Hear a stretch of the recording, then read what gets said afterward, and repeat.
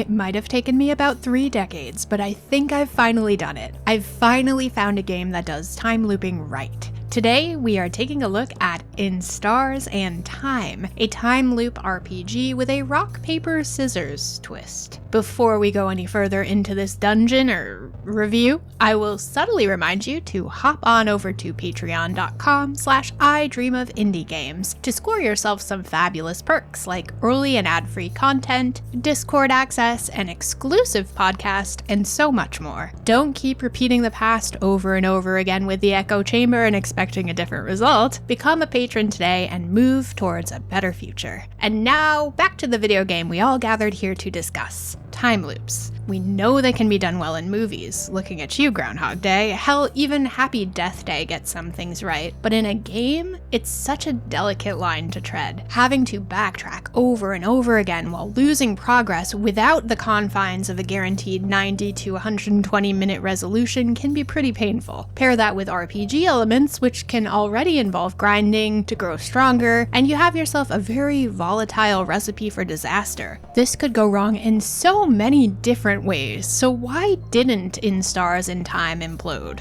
Let's begin at the beginning, shall we? The premise. You play as Siffrin, a traveler of mysterious, unknown origins that has banded together with a group of unlikely heroes to take on the King, who has thrown the world into chaos, freezing people in time. See what I did there? Thrown.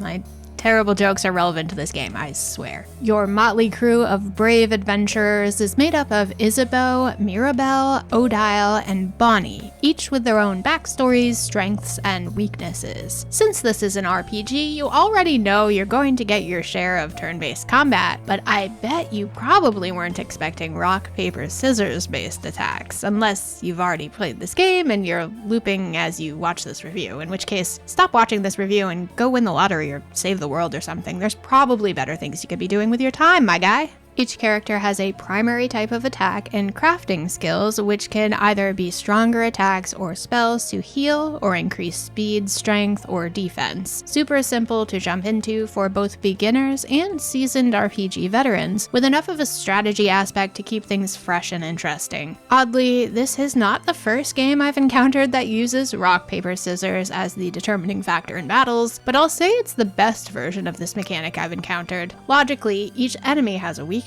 which can typically be read by looking at their hands. Some enemies are sneakier and will hide their weakness better, but once you're aware of what types of attacks do the most damage, chaining together 5 of the same attacks will produce a jackpot attack, which will allow all party members to attack at once and heal any fallen comrades. Then there's Bonnie. They are the snack captain of the team and will occasionally run across the battlefield to drop off sustenance or deal the final blow. They're just a kid after all. But SilentSigns, where does the time looping come in? Don't worry, I already knew you were going to say that. Here's the thing, Siffrin can't die. No matter what traps they may set off, how many freezing tears they touch, and how many times they choose sweet, sweet pineapple over other snacks, they always wake up again. A little groggy, sure, but mostly no worse for wear. Same day, same situation. Only Siffrin can remember what happened in the last loop, which means their leveling and experience sticks. As for the others, well, they'll forget almost everything. Your party is not aware of the time loops and can lose quite a bit following a death, but they will gain some abilities that can be equipped as memories, and there are occasional save points within the confines of the King's home where you can save your progress to begin your next run on that floor. Sure, you're still going to have to do a bit of backtracking and grinding to do so, but the checkpoints and memory system do alleviate a good bit of the frustration. Plus, you are able to fast forward through dialogue, so you don't have to sit through the same conversation again and again, though occasionally, something within those conversations will change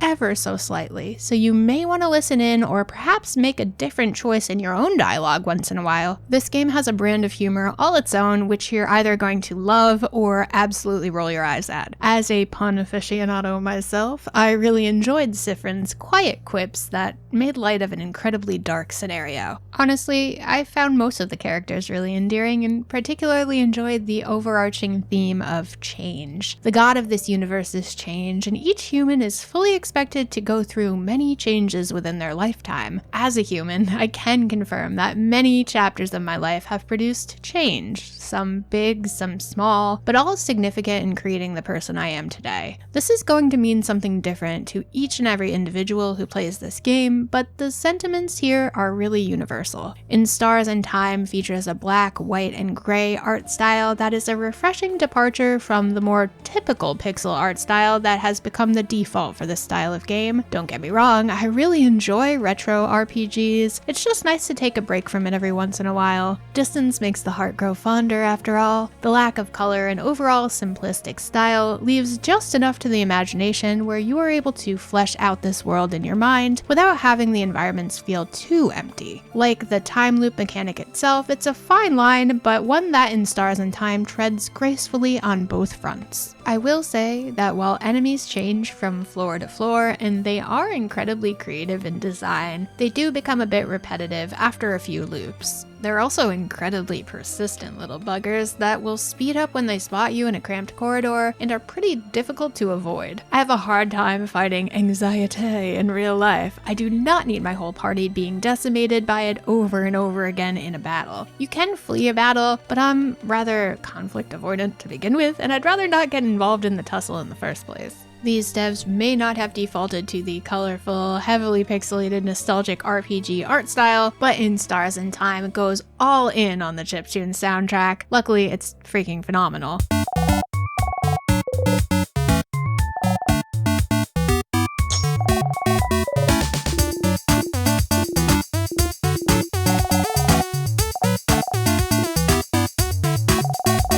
The way that swapping out the song can completely shift the tone of the game from a dark, serious moment to snack time is exquisite. No voice acting, but pleasant enough blips, slaps, and bleeps fill in the silence, and I didn't mind fleshing out these characters in my own mind based on their written personalities. In Stars and Time is a fantastically creative RPG filled to the brim with laughter, difficult conversations, a fun twist on turn-based combat, and, above all, a lovely tale of humans changing together. Changing the world, changing time, changing themselves, and changing the script of what an RPG needs to be. It's on the shorter side as far as RPGs go, and I'm sure some may still find the time loop backtracking aspect a bit of a chore, but I really enjoyed this game. I'm awarding In Stars and Time the silver genie lamp of approval. If I could go back in time, I would do it all again.